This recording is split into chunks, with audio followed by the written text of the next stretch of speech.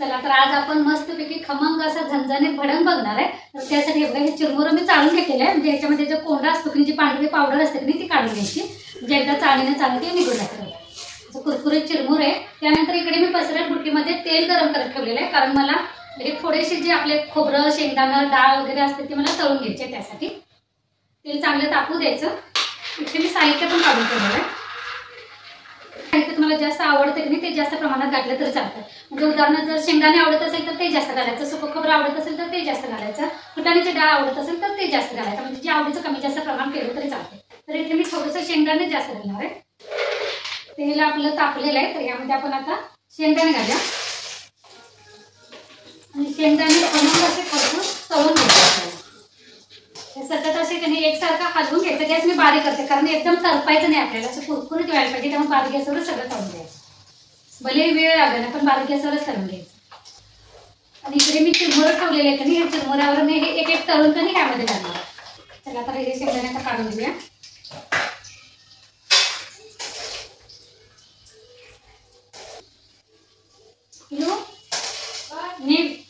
शेंगदाणे तळायचं बघ, शेंगदाणे तळायचं बघ।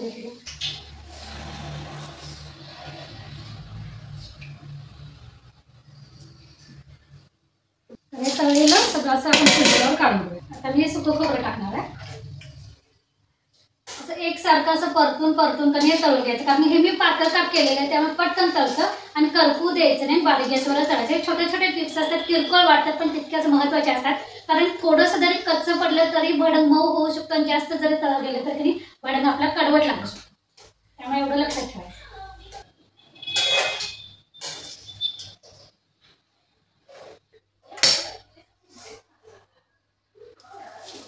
अशा पद्धतीने तांबूस कलर येईपर्यंत कधी तळून घ्यायचं। आता मी पहिल्यांदा थोडंसं कधी लसूण तळून घेणार आहे। लसूण यासाठी तर ते कधी एवढे लसूण पुरेसं नाही, ह्या भडंगाला कधी अजून लसूण पाहिजे, पण लसूण आता महाग झाले, 400 रुपये किलो आहे, त्यामुळे जास्त लसूण आपण घालू शकत नाही। तर मी काय केलंय, अर्धी वाटी लसूण कधी साल करून घेतली आहे, तर हे मी पहिल्यांदा तळून घेणार आहे, गार करणार आहे। त्यासाठी कधी एवढ्या भडंगाला ह्या लसणाचा कधी खमंगपणा लागण्यासाठी मी काय करणार आहे ते तुम्हाला दाखवते। तर पहिल्यांदा आपण लसूण तळून घेणार। आपलं लसूण असं की नाही तांबूस कलर येईपर्यंत तळून घ्यायचं आणि ते मी या चाळणीमध्ये गार करत ठेवलेलं आहे। त्यामध्ये आपण डाळ तळून घेऊया। ही फुटाण्याची डाळ कधी पटकन तळली जाते, कारण ती अगोदरच कधी भाजलेली असते, त्यांना जसं तेल जरी काढताना राहिलं तरी तरी चालते, कारण मी चिरमुऱ्याला शेवटी कधी लावायलाच पाहिजे आपल्याला। असं घालणार आहे, कारण ती दातामध्ये आली तरी छान लागते। आता लसूण गार झालेलं आहे, आता हे मिक्सरच्या भांड्यात काढूया आणि फिरवून घ्यायचं।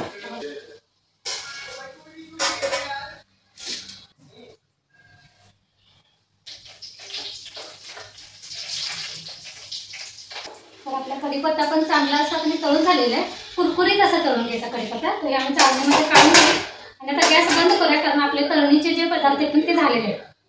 तर हे बघा आपण तळलेला लसूण कणी असं एकदा फिरवून घेतलेलं आहे आणि हा आपण या भडंगामध्ये टाकायचा। हे आता असंच टाकून ठेवायचं, नंतर अजून आपल्याला लाल तिखट वगैरे फोडणी टाकायच्या वरनं, त्यावेळी हे हाताने ज्यावेळी आपण चोळतो की त्यावेळी हा लसूण सगळ्या चिरमुऱ्याला लागला जातो आणि लसणाचा जो खमंगपणा असतो की नाही, ते लसूण कमी घातलं तरी पूर्ण भडंगाला लागतं। तर आपण फोडणीची तयारी करूया। मी कढई ठेवलेली आहे, कारण ते त्या पातेल्यामधलंच तेल ह्याला घालायचंय, पण इतकं तेल लागणार नाही, त्यामुळे मी दुसरं घेतलेलं आहे कढई। हे कढीपत्ता पण आपण असं चुरगळून टाकायचं। सगळे मसाले एकत्र केले, मसाल्यामध्ये लाल तिखट पावडर जसं तुम्हाला भडंग तिखट जास्त पाहिजे तसं, त्यानंतर चवीपुरतं मीठ, साखर घातलेले, हळद टाकायचे, हे सगळं मी एकत्र करून ठेवलेले। आता इथे तरी ह्यामध्ये तेल घालूया।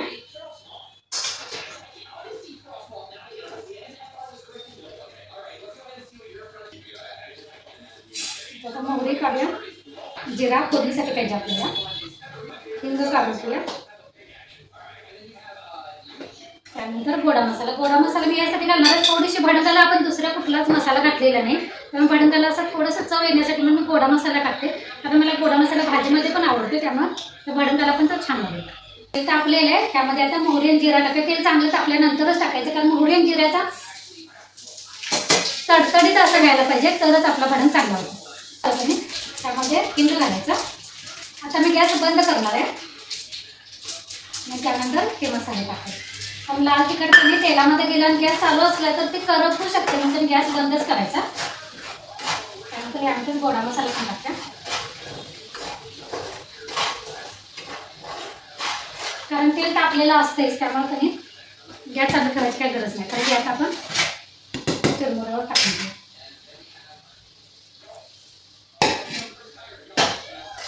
थोडं थोडं टाकून मिक्स करत करत तुम्ही परत टाकतो.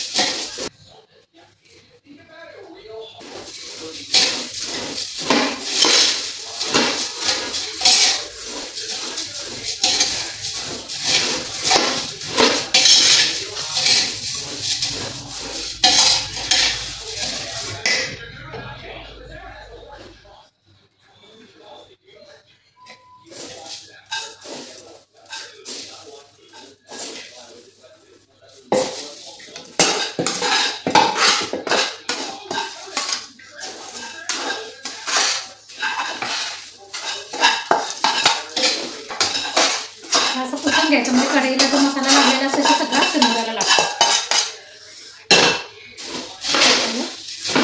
पूर्ण सगळीकडनं गरम आहे पण उलाटनं हलवायचं. नंतर त्याने आपण हाताने लावलं तरी चालतं. हाताने जर मिक्स केलं की नाही तरी चालतं.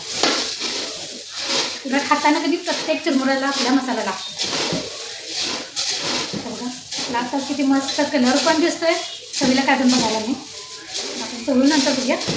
अगदी किरकोळ छोटे छोटे टिप्स दिलेले, किरकोळ जरी असल्या तरी तर त्या महत्त्वाच्या आहेत. त्या जर तुम्ही पाळल्या किंवा पूर्ण व्हिडिओ बघा, त्या जर तुम्ही फॉलो केला तरी तर तुमचा भडंग अजिबात खराब नाही होणार, कडू नाही होणार, किंवा त्यातलं कच्चापणा पण नाही जाणार. जे आपण शेंगदाणे खोबरं टाकलेलं आहे की नाही ते कच्चापणा नाही वाटणार आणि ते पुढं गेल्यानंतर आपलं कडवट नाही होणार.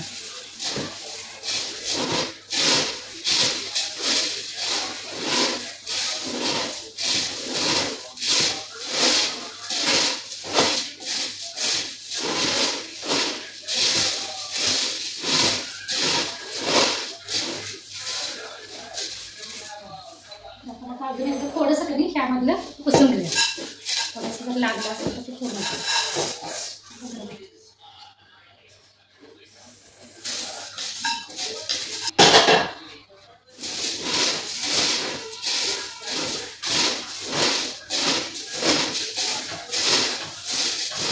ह्यात तुम्हाला पाहिजे असेल तर कधी फरसाणा घातला तरी चालते किंवा शेव घातली तरी चालते. मी काहीच नाही घालणार. अशा पद्धतीने ठेवणार.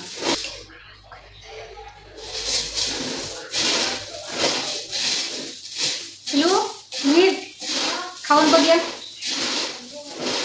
नीलला दिसायला तर खूप छान दिसेल. दिसायला तर छान दिसेल. बरं सांग तिथं देवाला दाखव केला.